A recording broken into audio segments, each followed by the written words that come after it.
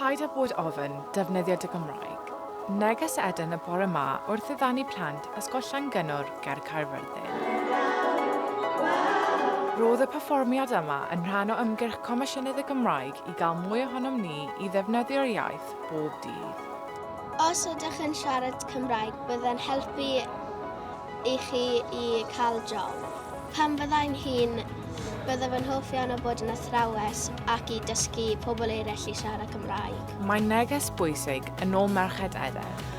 Ath hi'n wych bore yma, ond na jyst gymaint o egni yn y neuad a jyst gweld y plant a clywed y canu, gweld y dawnsio.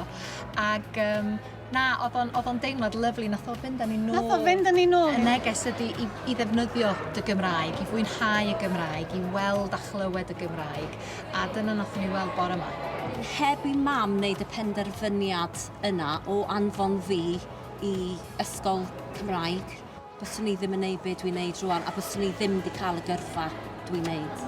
Wel, mae'n cool i siarad Cymraeg. Mae'n really cool i siarad Cymraeg. Ac roedd digon yma wedi mwynhau'r perfformiad. Credig yw hoff gan fi a roedd gweld Eden yn yr ysgol yn arbennig. Neges Eden heddi yw paid â bod ofyn yn defnyddio Cymraeg. Wrth ganu a dawnsio felly, y neges bwysig i gofio defnyddio dy Gymraeg yn Lledaenu. Dyma Harper Meili, merch 7 oed o Bontypridd sy'n caru chwarae pêl-droed. Ac mae hi newydd arwyddo gytundeb i chwarae i un o glybiau pêl-droed mwyaf y Deyrnas Unedig, Aston ond doedd cyrraedd yma ddim yn hawdd. Fi wedi bod yn chwarae pêl-droed ers fod 2 oed. Fi'n chwarae pêl-droed pob diwrnod yr wythnos, a fi'n chwarae gemau ar penwythnos hefyd. Mae Harper yn teithio i Birmingham 2 waith yr wythnos i ymarfer. Ar dydd Mawrth a dyddiau, rydyn ni'n gwneud sgiliau gwahanol. Rydyn ni'n ymarfer tu fewn ac tu allan. Fi wedi cyrro ffrind newydd a ni'n rannu lifts gyda'n gilydd. Mae chwarae pêl-droed drwy'r amser yn cymryd lot o egni. Fi yn bwyta lot i cael yr egni i chwarae pêl-droed. Fi'n cael banana, roll ham.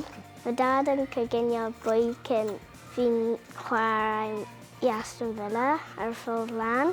Yn barod, mae Harper wedi cael cyfleoedd gwych gyda'r tîm.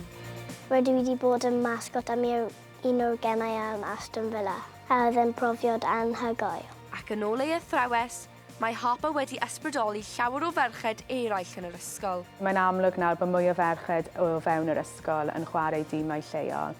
Mae gwobrwyo yn y gwasanaeth ar ddydd Gwener yn beth mawr nawr, achos yn amlwg mae pawb eisiau sôn am y gemau maen nhw'n chwarae dros y penwythnos.